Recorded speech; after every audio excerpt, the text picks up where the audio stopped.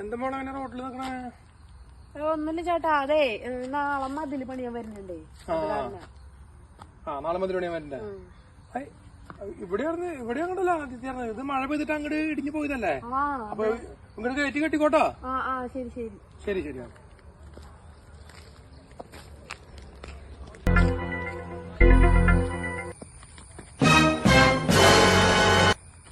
Hello,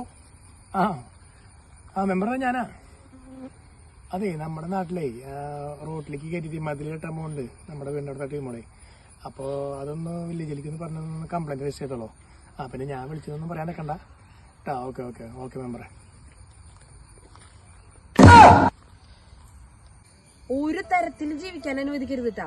ഉപകാരം ചെയ്തില്ലെങ്കിലും ഉപദ്രവിക്കരുത്. വേണ്ടായിരുന്നു തേങ്ങ.